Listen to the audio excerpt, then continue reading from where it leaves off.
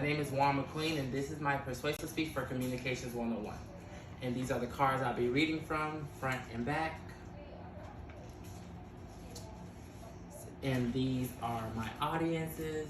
1, 2, 3, 4. And count the camera holder as my 4th audience. Okay. From dirt poor to filthy rich, regenerative agriculture. Everyone wants more diamonds, rubies, jadeite, gold, platinum, and even silver. When it comes to this materialistic world, these precious stones and metals are said to be the most valuable. But what makes these materials so valuable? Is it their rarity? Is it that they twinkle like the stars in the night sky? Or is it because they represent a status of wealth? Although these descriptions may be true, there's another type of precious material I haven't mentioned that I believe is much more valuable due to its capability to sustain life. And this precious material I would like to call black gold. And no, I'm not talking about a jewel or crude oil. The black gold I'm referring to is much richer. Instead of being a luxurious accessory or fossil fuel, this black gold composes the ingredients that can produce vegetation, provide clean waters, and mitigate climate change. If you haven't guessed it already, this black gold I'm talking about is called soil. I notice as I look around the room, some of you are perplexed, telling yourself that this man is crazy to say that soil is more valuable than diamonds or even silver for that matter. And I totally understand because I too enjoy the finer things in life.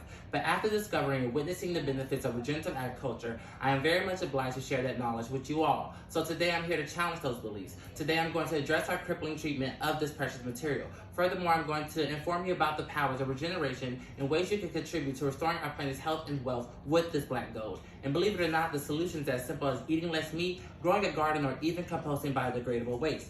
Opting to support regenerative agriculture can slow down desertification and reverse global warming. But before I explain what regenerative agriculture is and ways you can support it, I would like to take a moment to illustrate the problems of desertification and global warming, how the two are intricately connected.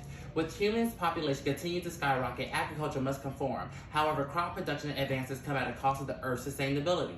Desertification is the process in which fertile land becomes desert, typically as a result of a drought, deforestation, or inappropriate agriculture. In simpler terms, it's when soil becomes dirt. Global warming is an increase in the Earth's average atmospheric temperature that causes corresponding climate change and may be a result of the greenhouse effect. While industrial agriculture intensifies to increase food production, farming methods implemented such as tilling and using chemical fertilizers have made soil more vulnerable to losing its nutrients and releasing greenhouse gases into the atmosphere. According to Kiss the Ground, a 2020 film published by Netflix, the more tilling that's done, the weaker the soil gets, and the more farmers feel compelled to using chemical spray. This is the vicious cycle of industrial agriculture. This trend of desertification, global warming, is depriving our planet of a black gold that's imperative to the planet's health and our survival. As humans' mismanagement of fertile land continues, soil degrades and greenhouse gases are released back into the atmosphere. What makes matters much worse is that we are depleting a major resource that is critical for food production and sequestering carbon. According to ecologist Claire Asher in the 2021 article published by Manga Bay,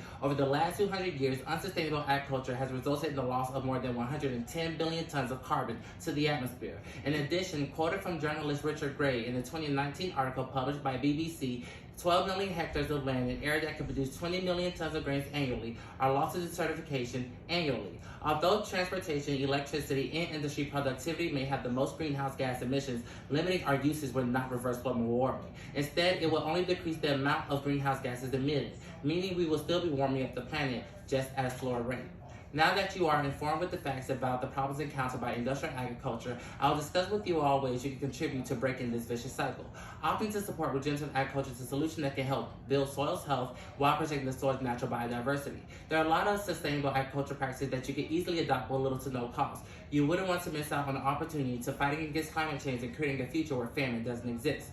One way to approach the solution is by converting your food waste into compost. Composting food waste not only supplies nutrients back to nature, but also keeps food scraps out of the landfills where they release methane into the atmosphere. According to a 2021 article published by EPA, composting a pie requires that these 3 ingredients: brown, greens, and water. Your browns can include materials such as leaves, branches, and even twigs to provide carbon to the heap. Your greens can include grass, vegetables, and fruits, which provides nitrogen. And lastly, your water, which will provide moisture to help break down the organic matter.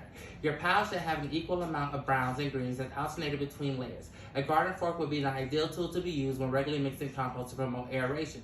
When managed properly, the compost material at the bottom will become dark or rich in color, signaling that your compost is ready to be used. This process can take anywhere from 3 weeks to 2 months. When you apply your compost to the soil, the carbon that compost provides increased microorganism activity, thus increasing additional nutrients available to promote plant growth. And more plant growth means that more carbon can be sequestered. Another inexpensive way to approach this solution is by simply having a rich plant diet. I'm not asking that you all become vegan. However, I suggest that you consider adding more vegetables to your meals or replacing sugar-loaded snacks with fruits. Having a rich plant diet can help create a demand for a wider variety of agricultural products. Plant diversity plays a major role with biodiversity and soil fertility. By choosing this labor-free option, you are promoting biosequestration, which is the storage and removal of carbon from the atmosphere by photosynthetic plants and bacteria.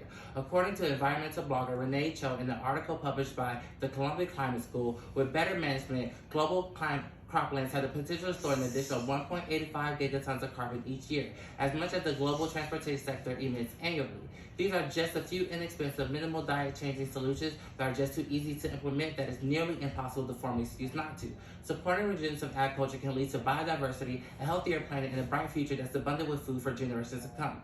Picture a terrain that is heavily populated with vegetation in every direction you look, aisles full of plant and life diversity, providing an abundance of fruits and vegetables ready for consumption.